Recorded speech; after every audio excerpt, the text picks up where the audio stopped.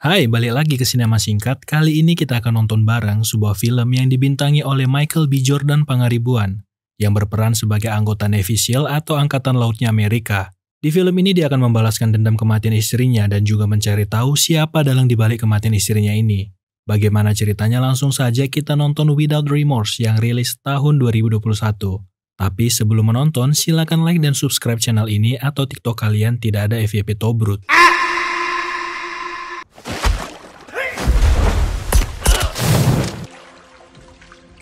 Film akan berfokus ke abang-abangan kita yang bernama John Kelly yang lagi bertugas di daerah konflik di Aleppo, Suriah.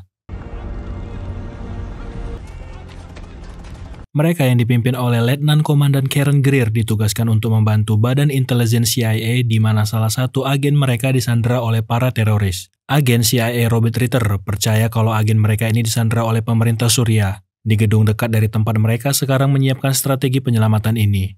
Letnan Komandan bertanya berapa banyak perkiraan teroris yang berada di gedung itu. Namun mereka para CIA ini tidak punya informasi tentang hal itu. Sehingga mau tidak mau mereka tetap melakukan misi penyelamatan ini. Setelah berhasil melumpuhkan salah satu teroris yang berjaga, mereka pun langsung menyergap masuk ke dalam gedung untuk mencari tahu di mana lokasi agen CIA ini ditahan. Berhasillah mereka melumpuhkan para teroris yang menahan si agen CIA ini. Namun abang kita John Kelly menyadari kalau ada kejanggalan. Agen CIA ini ditahan oleh mantan militer Rusia, sedangkan tadi si agen CIA Robert Ritter berkata kalau yang menyandra adalah orang Suriah. Terlihat kalau si agen CIA Robert Ritter ini menyembunyikan sesuatu dari mereka.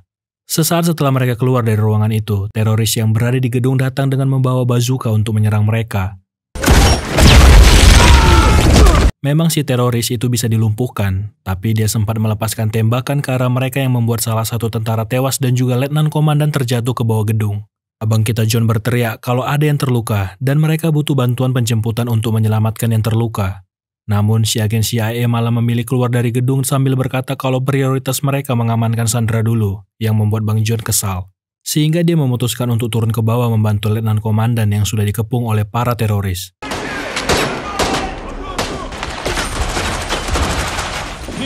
Setelah berhasil menyelamatkan letnan komandan dari para teroris, mereka masih berusaha keluar dari bangunan itu.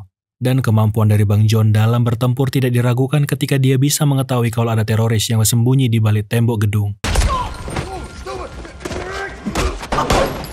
Setelah berhasil keluar dari gedung, mereka dijemput helikopter untuk kembali ke pangkalan militer. Namun apa yang terjadi tadi membuat John kesal, di mana misinya kali ini berbeda dengan informasi yang dia terima. Awalnya dikatakan kalau para teroris ini berasal dari Suriah, tapi ketika di lapangan yang terjadi adalah para teroris ini adalah mantan militer Rusia dan salah satu timnya juga tewas dalam misi penyelamatan tadi. Yang membuat dia kesal, si agen CIA juga meminta supaya bangunan tadi ini diledakkan setelah mereka menyelamatkan agen tadi.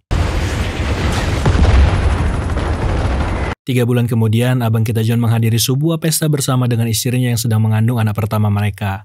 Setelah misi terakhirnya ini, John memutuskan untuk pensiun dari militer kemudian mendapatkan tawaran pekerjaan baru sebagai pengaman pribadi. Dengan pekerjaan barunya ini, dia bisa lebih dekat dengan istrinya dan pekerjaannya sekarang tidak beresiko dibandingkan dengan misi-misi dia sebelumnya. Sementara itu di tempat lain, salah satu tentara yang ikut dalam penyelamatan agen CIA sebelumnya ditabrak oleh orang yang tidak dikenal yang membuatnya tewas seketika.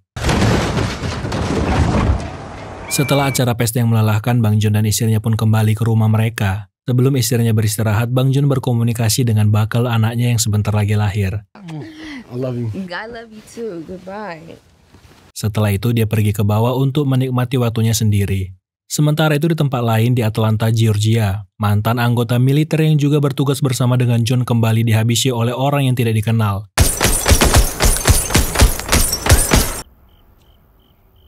Kembali ke Bang John yang sedang menikmati musiknya, dia menyadari kalau ada yang aneh. Jaringan dan listrik di rumah itu dimatikan oleh beberapa orang yang mencoba masuk ke dalam rumah Bang John. Menyadari kalau ada yang aneh, Bang John pun membawa pistol untuk berjaga-jaga jika sesuatu yang buruk terjadi.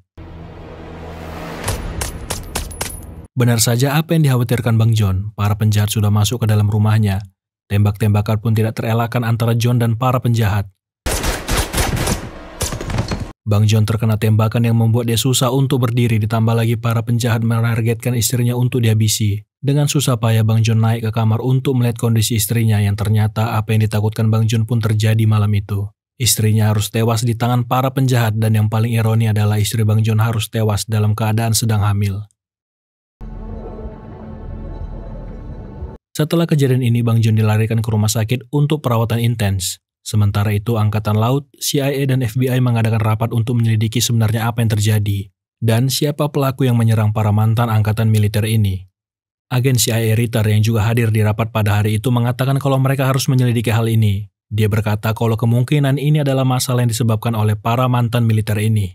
Dia berkata kalau bisa saja para mantan angkatan laut ini punya kegiatan ilegal di balik pekerjaan mereka sebagai tentara, sehingga mereka bersinggungan dengan para penjahat. Mendengar itu, Letnan Komandan tidak terima dengan apa yang dikatakannya, karena dia tahu kalau timnya ini bersih dan tidak terlibat apapun terhadap hal ilegal. Malahan Letnan Komandan kembali menaruh curiga ke agen CIA ini karena sudah 2 kali dia terlibat masalah ketika si agen Ritter ini terlibat dalam misinya. Setelah dari rapat yang membuat dia naik darah, Letnan Komandan mengunjungi Bang John yang masih terbaring di rumah sakit. Di saat John koma, dia memimpikan istrinya yang membuat Bang John kejang di malam itu. Dengan sigap, Letnan Greer juga memanggil tim medis untuk memeriksa kondisi Bang John. Setelah kejadian tadi malam, Bang John tersadar dari komanya. Kemudian dia bertanya apakah bayinya selamat dari tragedi malam itu. Dengan penuh tatapan dendam dan juga kesedihan, John bertanya siapa dalang di balik kematian istrinya ini. Namun Letnan Greer berkata kalau mereka masih menyelidiki kasus ini. Lagi pula kalaupun dia tahu, Letnan tidak bisa memberitahukan informasi itu ke John karena pasti bersifat rahasia. Ketika berada di ruangannya sambil memikirkan kejadian yang menimpa timnya, Letnan Greer didatangi oleh Menteri Pertahanan Amerika. Tujuan dari menteri menemuinya untuk membahas tentang kejadian pembantaian ini. Dia juga bertanya apakah Bang John Kelly ini orang yang bisa dipercaya karena untuk sekarang ini nama Angkatan Laut sedang dipertaruhkan. Kita kembali ke Bang John yang mulai kembali melatih setiap saraf dalam tubuhnya juga mentalnya setelah tragedi malam itu. Keesokan harinya, Letnan Greer datang ke markas CIA untuk bertemu dengan Menteri Pertahanan dan juga agen CIA Ritter. Mereka mengadakan rapat untuk membahas siapa saja yang terlibat dalam kasus ini. Agen Ritter memberikan beberapa foto pelaku yang kemungkinan terlibat dalam pembantaian ini. Di antaranya ada Yuri Zelin, anak Nikolai Zelin, Kepala Dinas Keamanan Federal Rusia. Kemudian ada Yuri yang sebelumnya ditembak tim Letnan Greer sewaktu di Aleppo. Juga data 3 orang Rusia yang ditembak Bang John sewaktu menyerang rumahnya. All the men Kelly killed in his house had FSB links. Sebenarnya ada 4 orang yang di malam itu menyerang rumah Bang John. Tapi entah apa yang disembunyikan si agen ini untuk orang yang keempat dia nggak mau memberitahukan siapa identitasnya. Kemudian yang membuat hal ini semakin aneh dan membuat Letnan curiga ke si agen CIA ini adalah dia berkata kalau direktur CIA menganggap hal ini impas karena John sudah menghabisi 3 orang yang menewaskan istrinya. Sehingga tidak perlu memancing musuh untuk kembali menyerang mereka. Belum lagi hal ini akan berdampak kepada hubungan antara Amerika dengan Rusia. Setelah rapat yang tidak jelas itu, Letnan menemui Bang John tujuannya untuk menjelaskan ke Bang John kalau sekarang situasinya CIA tidak mau melanjutkan kasus ini dengan alasan keamanan nasional. Sebenarnya informasi tentang para pelaku ini sangat rahasia, namun Letnan nekat untuk memberikan Bang John identitas para pelaku biarpun jabatannya bisa jadi taruhannya. Bang John bertanya untuk orang yang keempat mana identitasnya. Letnan berkata kalau pelaku keempat ini seperti hantu dan tidak tersentuh, tapi dia bisa menyelidiki para pelaku ini dari pria bernama Vasiliev yang membuat paspor mereka di Amerika. Setelah mengetahui identitas para pelaku pembunuh istrinya, Bang John kembali ke rumah di mana dia menyembunyikan senjata dan juga beberapa uang cash untuk mengejar para pelaku. Tentu saja dia teringat dengan istrinya yang sedang mengandung harus meregang nyawa di rumah itu.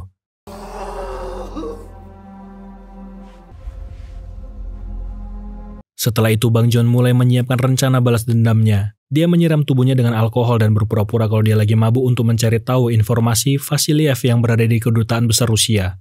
Setelah melihat Vasiliev yang pergi, Bang John mengikuti kemana perginya dia. Kemudian secara sengaja Bang John menelpon polisi. Kemudian mengadukan ke polisi kalau mobil yang mengawal Vasiliev melaju dengan kencang. Dan juga mereka yang ada di dalam mobil membawa pistol. Sehingga para polisi memberhentikan mobil yang mengawal Vasiliev. Tujuan Bang John melakukan itu untuk memisahkan dia dari para anak buahnya. Kemudian dengan sengaja Bang John menabrakkan mobil yang dikendarai Vasiliev. Lalu setelahnya Bang John membakar mobil itu dan menginterogasi dia siapa pria keempat yang membunuh istrinya ini.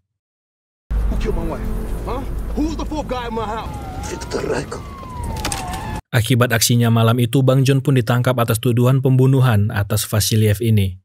Apa yang dilakukan Bang John ini pasti bisa membuat hubungan diplomasi antara Rusia dan Amerika rusak. Menteri Pertahanan khawatir apakah ada keterlibatan Letnan Komandan Greer atas apa yang dilakukan si Bang John tadi malam.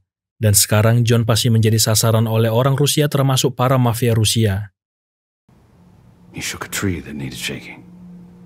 Di penjara Bang John berkata ke Letnan Komandan Greer kalau dia punya pesan ke Menteri Clay. Dan Letnan diminta untuk menyampaikan pesannya kalau dia punya informasi penting. Kalau mereka mau tahu apa yang dia dapatkan, Menteri Clay harus mengeluarkan dia dari penjara.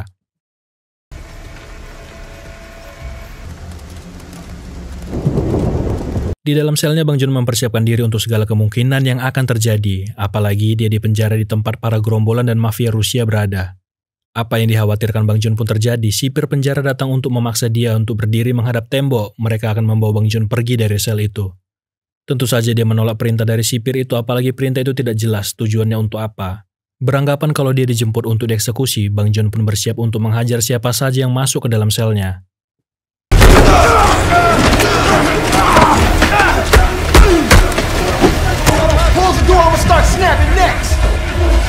Marshal Amerika Serikat Kevin Townsend datang untuk menyampaikan pesan kalau seorang ingin berbicara dengannya.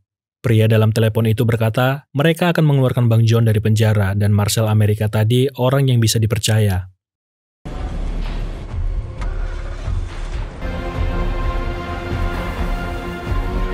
Bang John pun dibawa ke sebuah bangunan yang di sana sudah ditunggu oleh Letnan Komandan Greer, Menteri Clay, agen CIA Ritter, dan juga Sarah Dillard, pimpinan CIA yang sebelumnya melarang mereka untuk melanjutkan kasus ini. Mereka di sana untuk mendengarkan apa yang dikatakan Bang John sebelumnya kalau dia punya informasi penting. Bang John menyebutkan nama Viktor Rykov, pria keempat yang ada di rumahnya malam itu.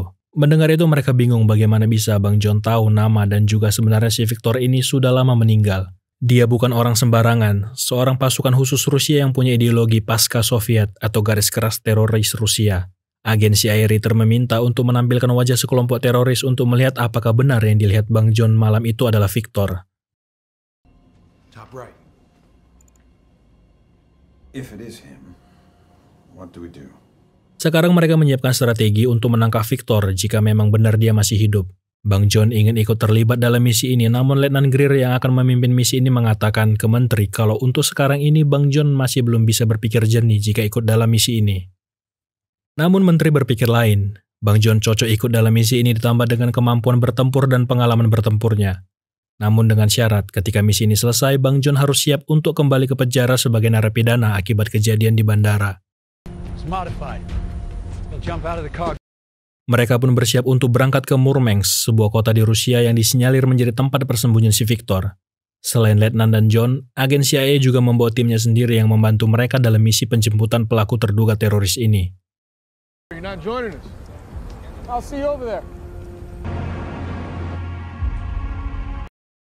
Ketika berada di ketinggian, Bang John menanyakan apa maksud komandan tadi yang mengatakan kalau dia tidak perlu ikut dalam misi ini. Letnan berkata kalau dalam kondisi ini tidak baik untuk dia ikut, apalagi misi ini bukan untuk balas dendam, melainkan misi penjemputan si teroris Vincent dan biarkan pengadilan yang akan mengadili si Vincent nanti.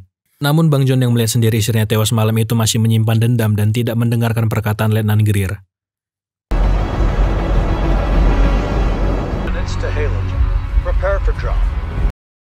Ketika berada di titik ketentuan untuk melompat, dari belakang muncul angkatan udara bersenjata Rusia yang mendekati pesawat mereka.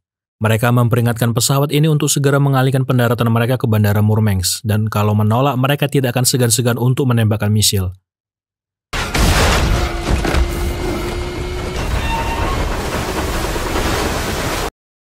Pesawat yang dinaiki Bang John pun harus mendarat darurat di tengah laut dikarenakan misil pesawat angkatan udara Rusia menembakkan sayap kiri dari pesawat ini. Di tengah kepanikan ini, Bang John masih berusaha untuk mengambil seluruh perlengkapan senjata mereka. Karena akan sia-sia kalau mereka menjalankan misi tanpa peralatan tempur mereka. Bang John nekat untuk menyelam ke dalam puing pesawat yang semakin masuk ke dalam gelapnya lautan, sementara anggota yang lain termasuk Letnan Greer berenang menuju permukaan laut.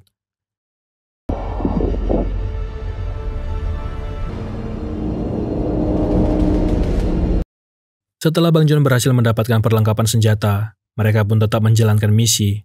Ketika berada di daratan, masing-masing dari tim agen CIA Ritter memperkenalkan nama asli mereka. Maksudnya, jika misi ini adalah misi bunuh diri, lebih baik mereka melupakan nama sandi mereka. Ada Ricardo, Franklin, dan juga Seymour. Setelah apa yang terjadi tadi malam, Bang John semakin curiga dengan agen CIA Ritter, karena sebelumnya dia juga sempat bergesekan dengannya. Ditambah lagi ini kan misi yang melibatkan dia, tapi dia tidak memilih ikut naik pesawat bersama mereka, dan setelah itu pesawat mereka malah ditembak jatuh. So now he's the only asshole. The only one that wasn't on the plane.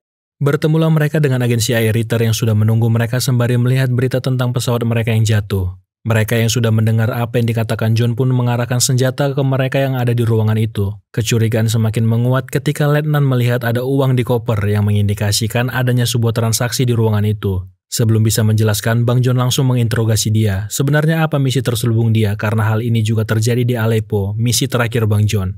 Dengan susah payah karena tercekik dia menjelaskan kalau misi dia ya untuk memburu si Victor. Dan uang itu karena dia mengira kalau mereka semua ini sudah tewas dalam pesawat tadi malam. Sehingga dia meminta dua orang tadi untuk membantu dia melanjutkan misi. Tidak ada sedikit pun niat dia untuk mengkhianati tim ini.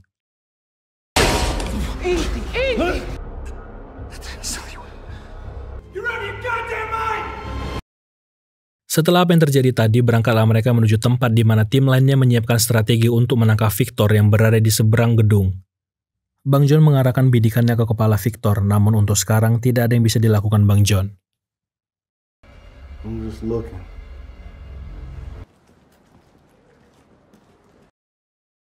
Di malam harinya dimulailah misi penggerebekan tersangka teroris Victor. Namun di malam itu John melakukan sesuatu yang tidak disangka oleh tim dan juga Letnan, yaitu dia sengaja mengunci pintu untuk menyelesaikan misi ini sendirian. John Kelly. Ketika berhadapan dengan pelaku yang menghabisi nyawa istrinya, si Victor dengan cerdiknya dia menyiapkan sebuah bom yang sudah dipakaikan di dadanya. Namun entah kebenaran atau tidak, sebelum dia meledakkan dirinya dan gedung ini, Victor berkata kalau dia dan John ini sama. Mereka bekerja dan dijadikan pion oleh orang yang sama. Entah apa maksud dia mengatakan ini, namun yang pasti, dia sengaja meledakkan dirinya untuk mengubur rahasia siapa yang memperkerjakan dia bersamanya.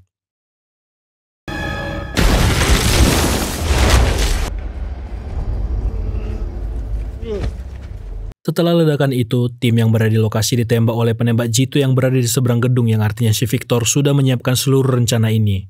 Bang John nekat maju ke depan untuk mengambil pecahan kaca yang digunakan untuk melihat posisi si penembak dan juga untuk mengalihkan pandangan si sniper. Namun ternyata bukan satu sniper yang ada di sana. Dari seberang gedung kembali lagi sniper menembaki mereka. Di saat mencoba keluar dari situasi ini sambil membawa tim yang tertembak, dari luar ternyata sudah ada lagi yang sudah menunggu mereka.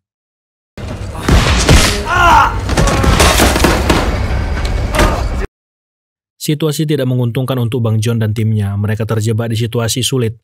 Bahkan polisi sudah datang ke lokasi gedung yang diledakkan. Bang John menyadari sesuatu, kalau situasi sekarang ini pasti para polisi mengira ini adalah ulah mereka. Semua ini sudah dirancang mulai dari para pelaku yang sengaja ditewaskan di tanah Amerika. Dan sekarang, kalau mereka tewas di sini di tanah orang Rusia akan menjadi awal konflik yang nantinya menjadi perang antara Amerika dan Rusia.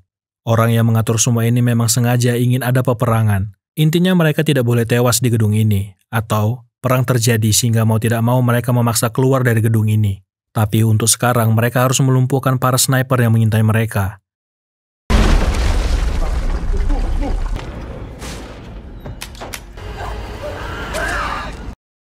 Sayangnya, usaha mereka untuk keluar dari gedung itu dengan keadaan hidup-hidup harus pupus karena salah satu tim mereka tewas di malam itu. Melihat kondisi ini, Bang John punya sebuah ide yang terbilang nekat dan juga lebih tepatnya misi. Dia akan menjadi pengalihan untuk mereka supaya bisa keluar dari tempat ini. Karena status Bang John bukan tentara melainkan kriminal. Jadi kalaupun dia tewas di tempat ini, kemungkinan peperangan terjadi itu kecil. Bang John pun naik ke rooftop untuk mengalihkan pandangan para polisi. Dia mulai melepaskan tembakan ke arah polisi yang menjaga tempat itu.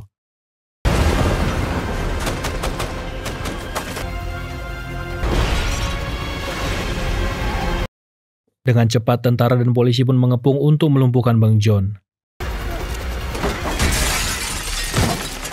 Di tengah kondisi yang terdesak ini, Bang John menyiapkan bom buatan untuk keluar dari situasi itu.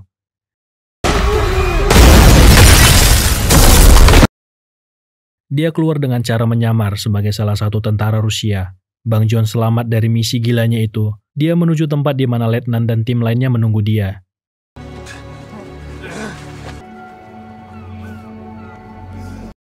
Tim yang penuh dengan luka tembakan dan hampir tewas pada misi itu kembali ke Amerika. Di tengah perjalanan mereka, agen CIA Ritter berkata kalau dia sudah menyiapkan uang untuk Bang John. Tapi sekarang yang dunia tahu, Bang John adalah seseorang yang sudah tewas di Murmansk, dan sekarang dia sudah menjadi hantu. Abang kita meminta maaf untuk kesalahpahaman dia ke agen CIA Ritter, karena sempat mengira kalau dalang dari semua ini adalah ulah si agen CIA Ritter ini.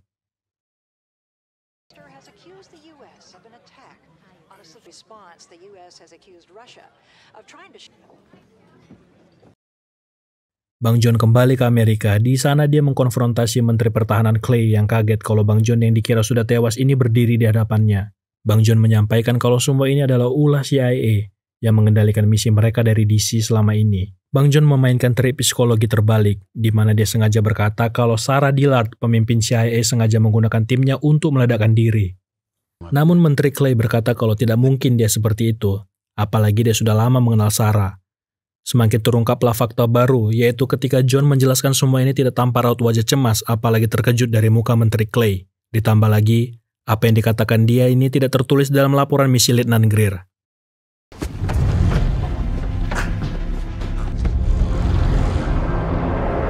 Bang John membawa Menteri Clay menuju peternakan miliknya, dan dia juga sudah tahu di mana istri dan anak dari Menteri Clay.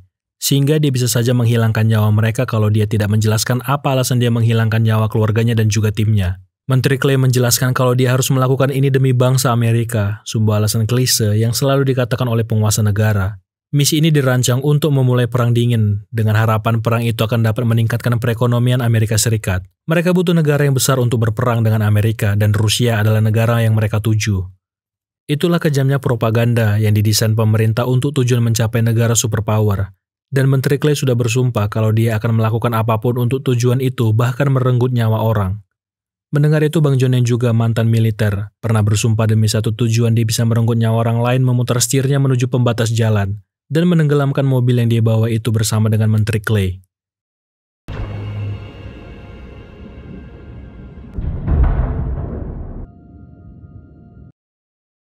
Di hari itu, Bang John sebelum kehilangan nyawanya memimpikan istrinya.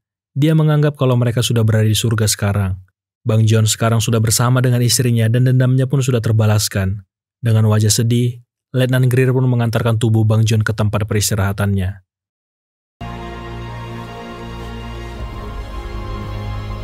Tapi tunggu dulu, pemakaman itu sengaja dibuat untuk Bang John yang tewas di Murmansk, Rusia. Padahal sebenarnya Bang John masih hidup. Di hari di mana dia menenggelamkan mobil, Letnan Greer menyelamatkan dirinya. Selama percakapannya dengan Menteri Clay, Bang John juga sudah menyiapkan sebuah rekaman yang mengungkap semua rahasia Menteri Clay. I need a favor.